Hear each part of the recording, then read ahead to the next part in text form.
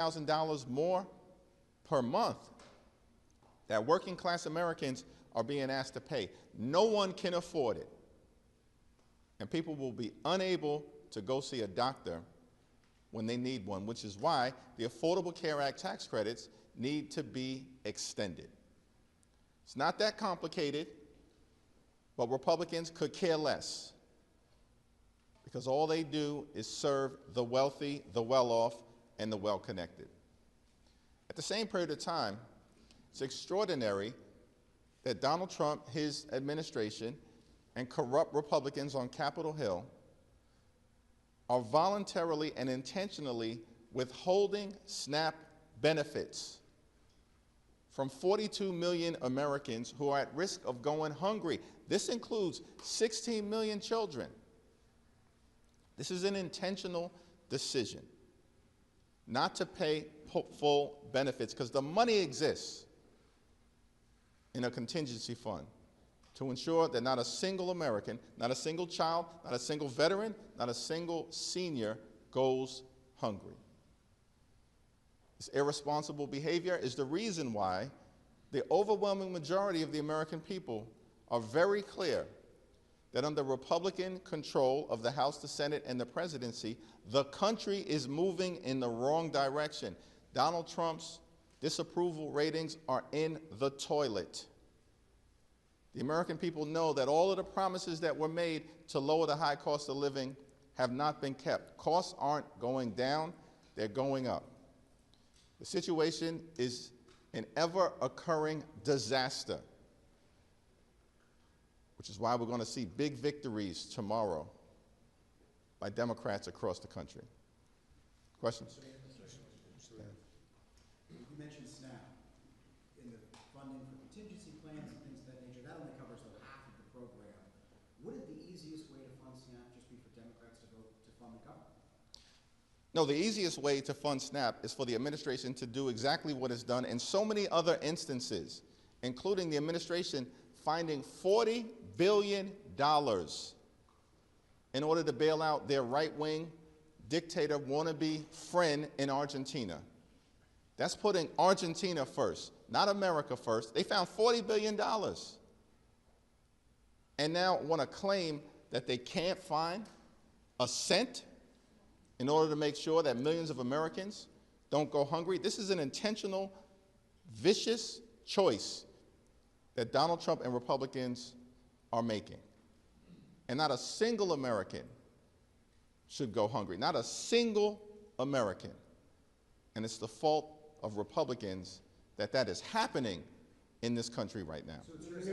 Thank you. Thank you. Jeffries, what do you say to progressives who are disappointed at your slow embrace of Zoran Mamdani, and yesterday saying you do not believe he's the future of the party? What I indicated is that if we truly believe, as many of us do, that Donald Trump represents an existential threat to everything, that in order for us to get from where we are to where we need to go and end the national nightmare, then House Democrats are going to have to be successful in taking back control of the House of Representatives. What about the slow embrace of Mamdani? I issued a statement on the eve of early voting, and the statement speaks for itself. It was reported earlier today that Nancy Pelosi is thinking about stepping down after tomorrow's election. What are your thoughts on the potential future in which Pelosi is no longer part of the party? Well, Nancy Pelosi is an iconic, legendary, transformational figure who has done so many things over so many years to make life better for so many people. Ultimately, we'll wait on her to see what decision that she makes. And there's nothing really more to say beyond that. Thank you. On the other side of the building, we heard last week that the SNAP deadline today was one of the drivers of behind-the-scenes bipartisan discussions. Now that we know that half of SNAP benefits are going to go out, a little more than 50%, is there still that urgency from both sides, in your view, to try to work out some kind of off-ramp here? The urgency, as far as I'm concerned, for Democrats is that we need to reopen the government. We need to find a bipartisan path forward to enacting a spending agreement that actually makes life better for the American people. but we also have to decisively address the Republican health care crisis. In a year where Republicans have enacted the largest cut to Medicaid in American history, almost $1 trillion ripped away from more than 14 million Americans.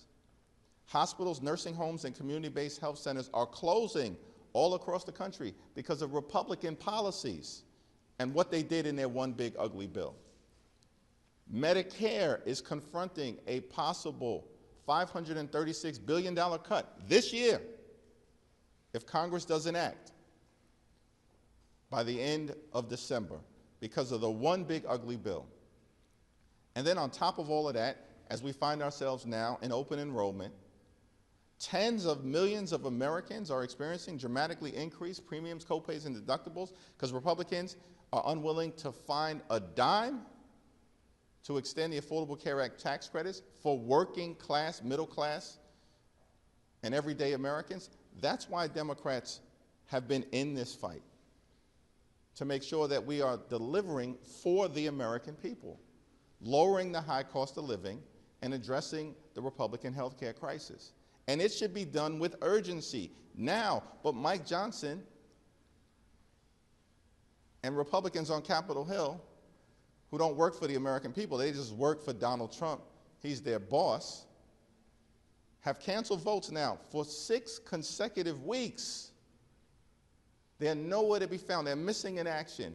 They're scattered throughout the country and the world. They're on a taxpayer-funded vacation while hardworking federal employees have been furloughed or being forced to work without pay. That's sick. That's a sick thing that Republicans are doing. So as Democrats, we're in this fight. Today, we'll be in this fight. Tomorrow, we'll continue to be in this fight until we address the issues that need to be addressed for the American people. Mr. Leader. Leader Jeffries, I guess on the Epstein files, which still have not been released, on a personal level, how does it feel to work with so many grown adults who have been obstructing the release of these Epstein files and, in effect, protecting pedophiles? Well, the Trump administration and Mike Johnson are running a pedophile protection program. That's what they've been doing. And that's the reason why they refused to swear in Representative-elect Adelita Grijalva. For weeks now. She was elected in late September decisively. And Representative-elect Adelita Grijalva still hasn't been sworn in because she'll become the 218th vote on an up or down piece of legislation that will require the Department of Justice to release the Epstein files.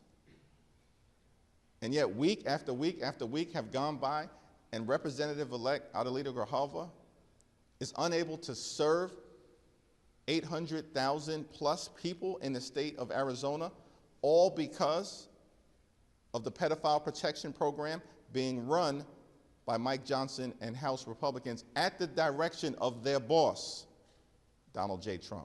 Thank you, Mr. Leader. You referenced the elections tomorrow, and you expressed for weeks that you expect Democrats to win in Virginia, New Jersey, and California. I'm curious if you believe those victories will be a result of you all presenting yourselves as a check on the Trump administration, or do you feel like Democrats have done an effective job kind of articulating the vision of what America will look like when Democrats are in control, not just resisting what the Trump administration has done, but also putting forward the vision to fix healthcare, as you said, put forward comprehensive immigration, all of the policy kind of planks that Americans are looking for government to fix. Have Democrats this year effectively put forward that vision, or is this just all about a referendum on President Trump and his administration? I spent time yesterday in New Jersey, including with the next governor of the state of New Jersey, Mikey Sherrill, who's running on a clear platform of lowering costs and making life more affordable. And that, of course, is what Democrats have been doing all across the country. And as House Democrats, we've made clear that the American people deserve better than the extremism that has been unleashed on them. From day one of this presidency, you deserve better That's the point that Democrats have been making all across the country. And that we're going to work hard to lower the high cost of living. We're going to work hard to fix our broken healthcare system. And we're going to work hard to clean up corruption in Congress, in the courts, and in the administration. Because Donald Trump is running the largest pay-to-play scheme in the history of the country in service of his billionaire donors and enriching his family and friends. And because that's the focus of the Trump administration, costs haven't gone down, they've gone up. Electricity bills through the roof. Housing costs, out of control. Child care costs, out of control. Groceries, out of control. And now tens of millions of Americans are about to experience dramatically increased premiums, copays, and deductibles because of the Republican refusal to extend the Affordable Care Act tax credits. Clearly, America's heading in the wrong direction, and there is a better way that Democrats are offering. And that's why I believe we're going to see significant Democratic victories across America, including in New Jersey, in Virginia, and in California. Thank you, thank you. 2 weeks ago, we saw competing bills from Senators Johnson and Van Hollen over how to pay federal workers essential, non-essential. How do you encourage your Democratic colleagues in the Senate to reconcile those differences between the two bills moving forward, especially if only one of those can move forward and if it's unlikely for the Van Hollen's bill to move forward? It's not clear to me what's going to be on the floor of the Senate this week, but what we have said as House Democrats is that we will consider anything bipartisan that emerges from the Senate in good faith, that reopens the government, that is bipartisan in nature, that makes life better for the American people, and of course that decisively addresses the Republican healthcare crisis that's crushing people all throughout this country. In rural America, working class America, urban America, the heartland of America, small town America, and black and brown communities throughout America. The Republican healthcare crisis is crushing people. And that's why Democrats continue to stand up for everyday Americans. Thanks. If Democrats do well tomorrow, how do you think that would change the conversation in regards to the government shutdown? Do you think it could dislodge, get you guys unstuck from where you are right now? That's a question that needs to be asked of our Republican colleagues. They've been on the wrong side of Republican sentiment for weeks now. And they could care less. You know why? Because all Republicans care about is the opinion of one man, the puppet master of the Republican Party, Donald J. Trump. They don't care about anything else. How else can you explain the fact that they are weaponizing hunger? How else can one explain the fact that they refuse to extend the Affordable Care Act tax credits, and they're hurting their own constituents? The 5 states most impacted by the failure to extend the Affordable Care Act are all led by Republicans. West Virginia, Wyoming, Alaska, Mississippi, and Tennessee. Republicans could care less. How else can you explain the fact that Republicans have canceled votes now for 6 consecutive weeks, missing in action, taxpayer-funded vacation, running the pedophile protection program while doing nothing to make life better for the American people? It's all because Donald Trump hasn't given them the order to sit down and actually reopen the government and negotiate a bipartisan path forward. What's Donald Trump been doing this weekend? He was on the golf course, spitting in the face of the American people with his inaction and his indifference. Mr. Leader. A similar question. Johnson insisted this morning that tomorrow could end up being a sea change in this shutdown. Essentially, Democrats would no longer feel as afraid of their voters and thus might be open to moving and going on to reopen the government. Do you see that dynamic at all? And if not, could it be that Democrats actually hold out longer just to not prove? Whose characterization is that Democrats are afraid of their voters? That is a ridiculous characterization. When we consistently have been on the right side of the American people on all of the things, on the economy, on health care, on nutritional assistance, on the rule of law. on standing up for law-abiding immigrant communities, on defending our history, on the American way of life, and of course on democracy itself. And we're going to see that tomorrow, that we're on the right side of the American people. That's what this fight has been all about. And Republicans are angry, shaken up, confused, perplexed, and dismayed because they thought that their my way or the highway approach to governing was going to prevail. But Democrats in the House and the Senate, and I'm thankful for the leadership of Chuck Schumer and the courage and strength of Senate Democrats, because we're standing up for the health care of the American people, and that matters. And that's what this fight has been all about. Mr. Leader. Thanks. Thank you, Leader. Mike Johnson today said that he was paying attention to the November 21st date that they have attached to their CR. If Republicans are forced to rewrite or amend their CR, do you see that as an opening to demand negotiations? Yeah, the partisan Republican spending bill is dead on arrival. And it's been completely and totally unreasonable that Senate Republicans 13 different times have presented a bill that they know is going to go down to defeat because Senate Democrats and House Democrats continue to stand up for the health care of the American people. It's dead on arrival.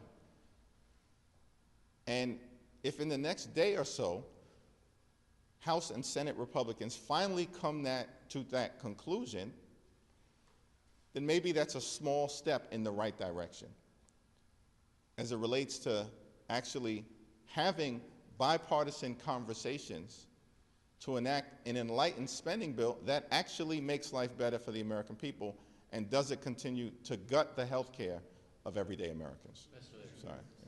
Thank you, Mr. Leader. On multiple prior occasions when Republicans have shut down the government, they never got whatever policy demands they were getting at that time. Tomorrow will tie the record for the longest shutdown in history. Do you feel like Democrats are closer to getting their policy demands here, or is this change in strategy going to be necessary soon? Our position remains clear. Reopen the government. Let's stand by our hardworking federal civil servants. Let's find a bipartisan path forward to enacting a spending agreement that actually lowers costs, because the cost of living in America is too high. This country is far too expensive. Donald Trump and his tariffs are making things worse, not better. And anything that we do, any path that we find to move forward, has to decisively address the Republican health care crisis. Thank you, everyone.